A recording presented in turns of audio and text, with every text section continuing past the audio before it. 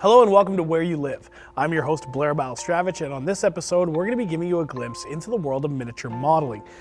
Now, everything you see in the next half hour is hand-built and painted by members of the community. Now, whether they're making these tiny works of art ready for display, competition, or charging onto the gaming world battlefield, this community is always looking to grow. And when you discover any unknown world, you need a guide. Let's meet ours for this episode of Where You Live, a Miniature World.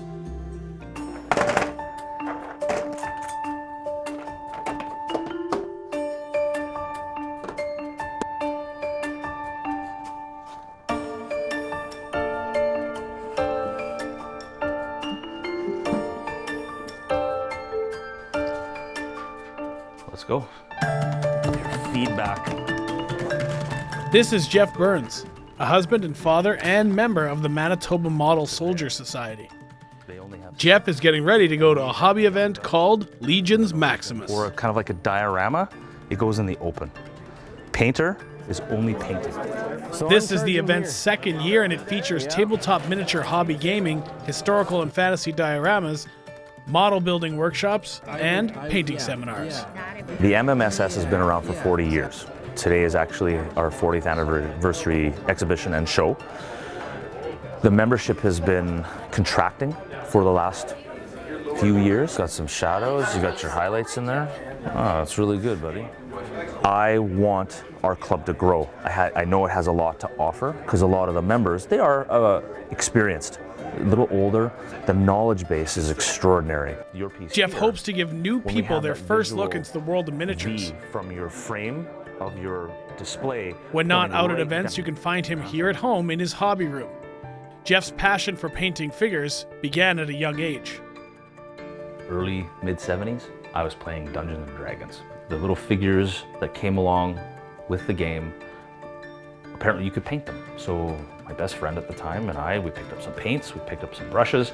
It was often too thick, it was often too shiny, but I was kind of hooked. As we played the game, the figures got a little more intricate, they got a little more interesting, and I actually enjoyed painting the figures more than playing the game.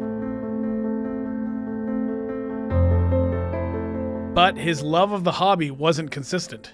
Got to the teenage years. Wasn't so cool to paint figures and play Dungeons & Dragons, so I stopped. I was also trying to pursue a career as an athlete. Jeff competed nationally both as a junior and a senior in alpine skiing, but an injury to his ACL closed the book on that pursuit. After my sports career, I retired, I moved back to Winnipeg, and lo and behold, we go a number of years past and get a little bit too much into the booze, and I really needed to change my lifestyle. The change he made was joining Alcoholics Anonymous and discovering new routines. So instead of going out on a Friday afternoon, I came home and I needed something to do. So why not figures? I liked it when I was a kid. And as it turns out, I liked it just as enough or more as an adult. So, mid to late 30s, I bought some paints, I picked up a brush, and I got a couple figures, and away I went. So I needed to make some changes. And I don't think I'd be here today if I hadn't made those changes. My daughter's now 12, and I've been sober 10 years. Through my process of 12 steps and my journey of sobriety, I discovered that all I was really looking for was a place to belong. I was trying to fill the external activities, what was missing inside of me. Now that's filled. I have no problem telling people I'm an alcoholic, and I'm a figure painter, and I like Star Wars, Star Trek. I'm a sci-fi nerd. I don't look it, mostly.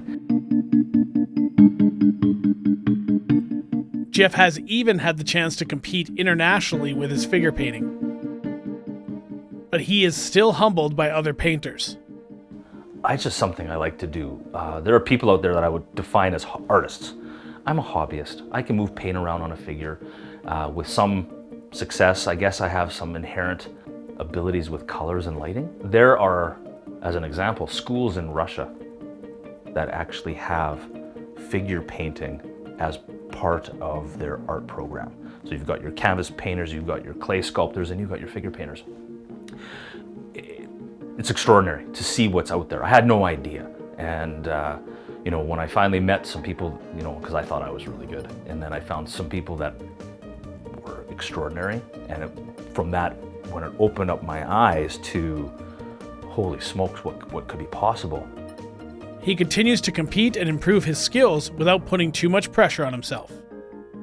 You know, as my journey through AA, my journey through this, it's less about perfection and more about the journey. The stigma lives in our own minds. So I actually have a lot of my figures on display in my office. I'm a financial advisor. My clients are not my friends. And if there's a new prospect, someone like yourself, you were to come to my office, we were going to talk about stuff, well, there's a display case with my figures in it. And they're like, oh, those are neat. I said, yeah, I painted those. And they look, painted? Yeah, well, that's like, the biggest reaction is, oh, that's cool. And then I laugh because back when I was a teenager, it was so not cool. Now it's the new cool. What game you guys got going on there? And the epicenter of this new cool is at Legions Maximus. When I see people that are sort of that are new into the hobby, I want to be able to help transfer what I've learned, you know, just to make the experience. And what I do, anyone can do. It just takes practice, you know.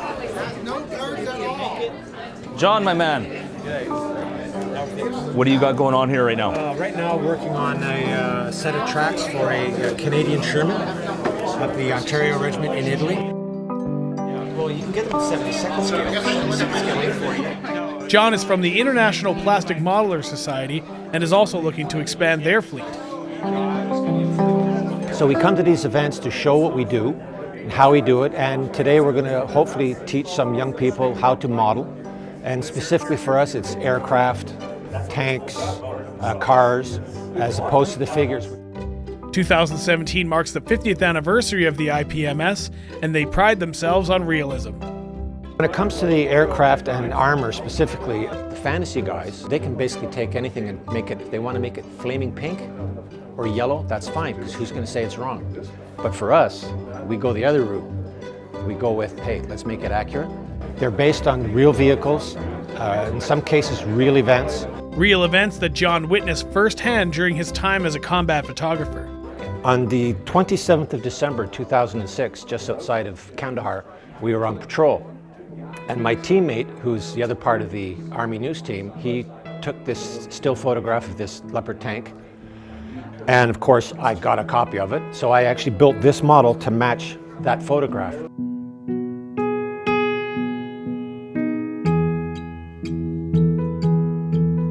And that personal connection is what keeps John passionate. Well, for me, it's significant because it is a bit of history. I am actually a historian, so for me, it's more than just, oh, it's a pretty picture. There's a story behind it. I can say, for example, I was on that vehicle on this day when this happened, or I know the story of how this particular person won the Victoria Cross in that vehicle. It's a connection to the past.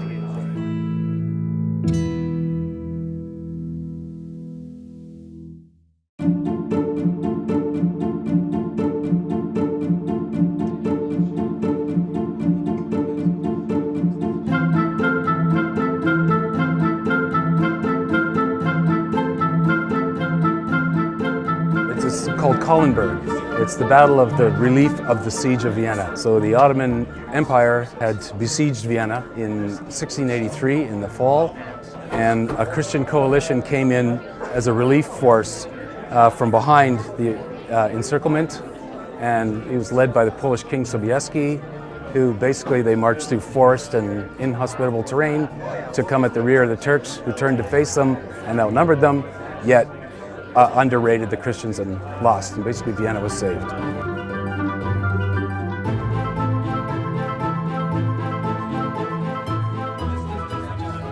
It's fun. It's tons of fun. It's a labor of love. It takes hours to put this stuff together. So, you know, you're not doing it for any other reason than for yourself to have fun. And you know what? It's a great hobby. You learn about history, uniforms, you know, painting techniques, right? Kids love it, playing with toy soldiers, you know.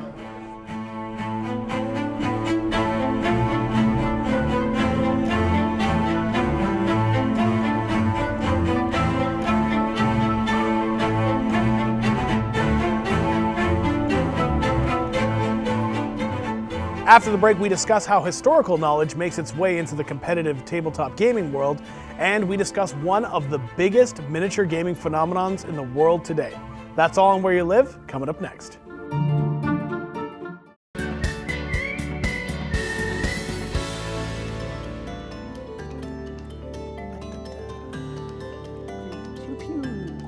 Oh, sorry. Welcome back to Where You Live, a miniature world. Our next stop on the tour is Warhammer 40,000. I would have automatically passed before.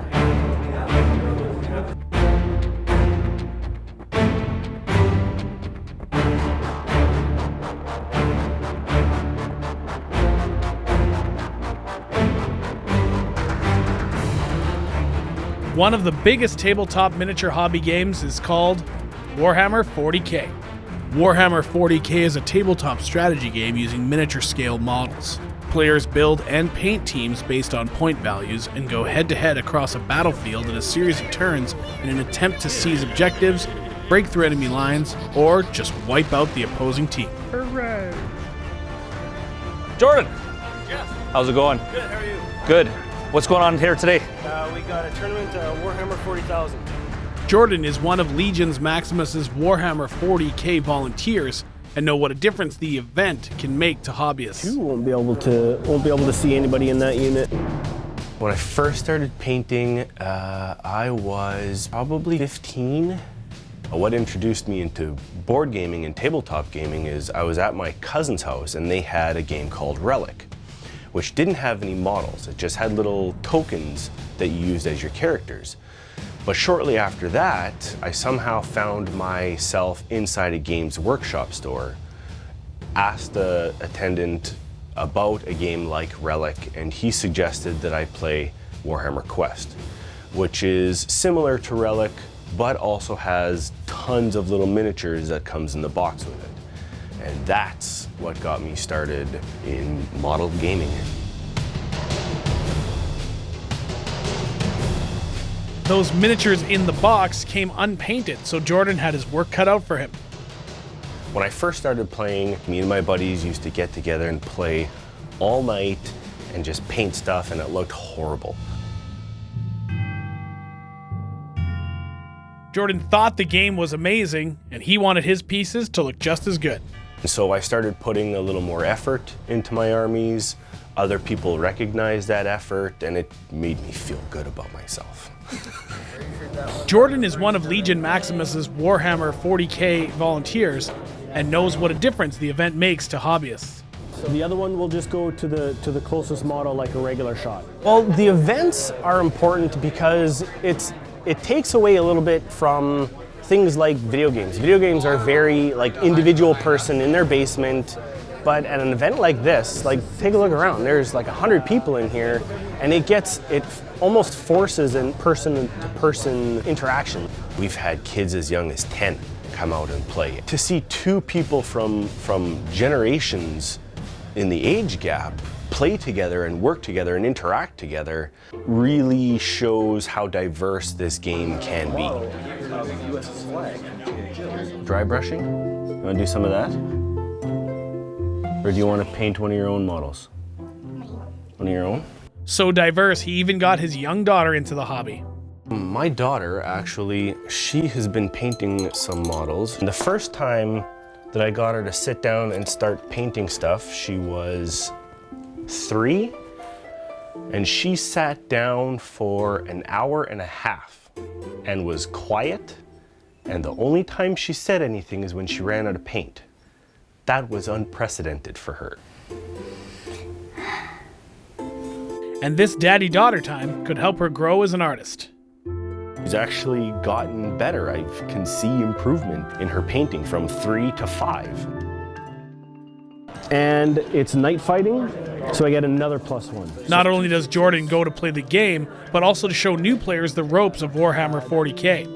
I find if you take a slower approach, it works better. You ease them in slowly, you play really small games, and you bring them into smaller events. Goes away after. He hopes after his the time first turn. invested will create new fans and maybe combatants as passionate as him. 1, 2, I like all aspects of the game.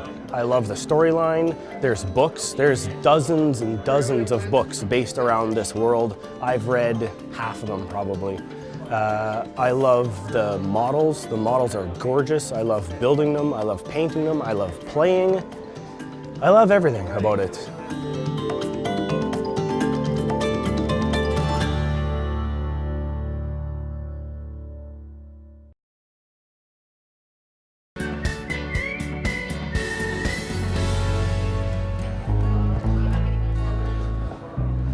Hey Jay, how's it going? It's going pretty good. What do you got going on here? I just wrapped up a Gates Venturi's game, Gleam one for Hail Caesar, and I got this table here ready to go for a production game this afternoon. Some people take their love of history, painting, and gaming and combine it into World War I and II gaming.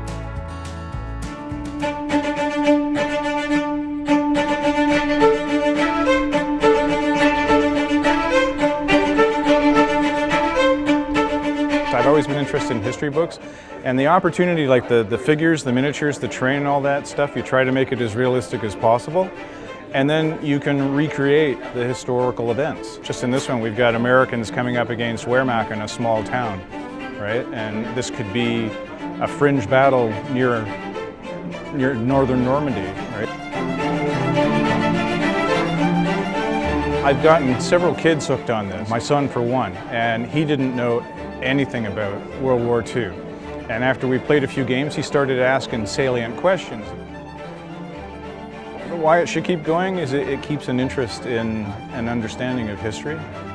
It's not about winning or losing. It's about the game. It's about just having fun. The whole point of it is it's a game and you're here to enjoy it, and then you've got the historical backdrop and the experience that comes with it. It takes being able to read a little bit, having a friend that you want to play with, and just having an interest. Anybody can play.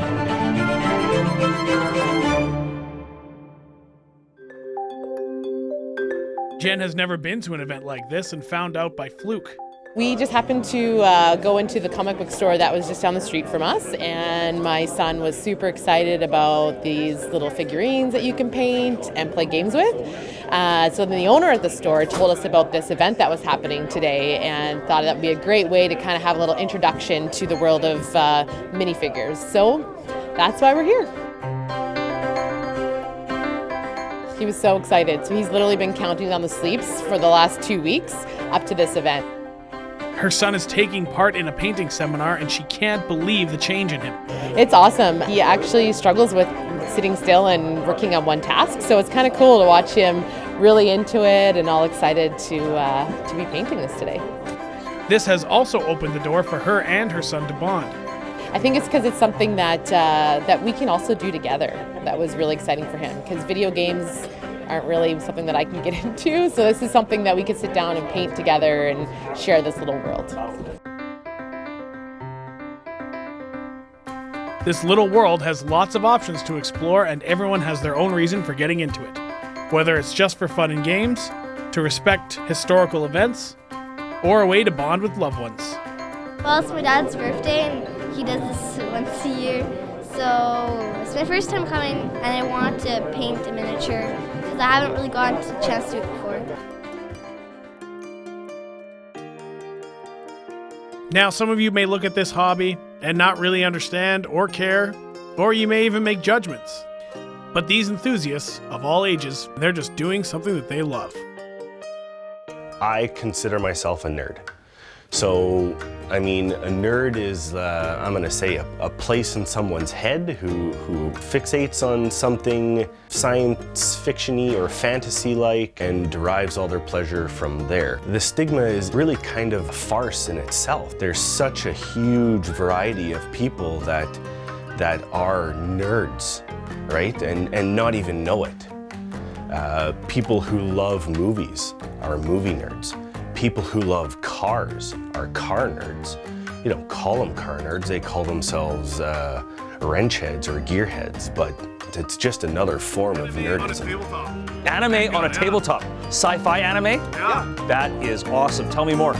That suits your personality, right?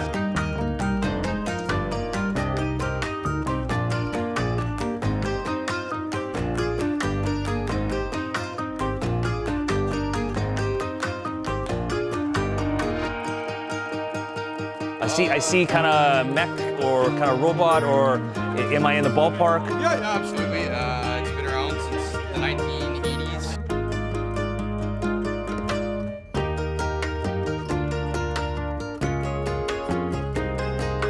So this is the MMSS, the Manitoba Model Soldier Society competition room, 40th anniversary show. There's, I believe, 7 categories.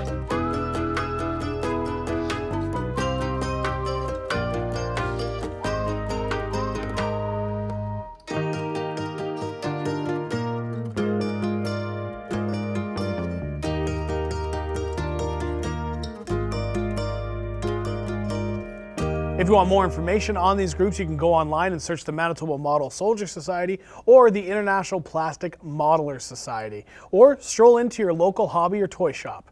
And if you're really curious to see if you can do all this great artwork, the best thing you can do is pick up a brush. For Where You Live, I'm Blair Malstravich.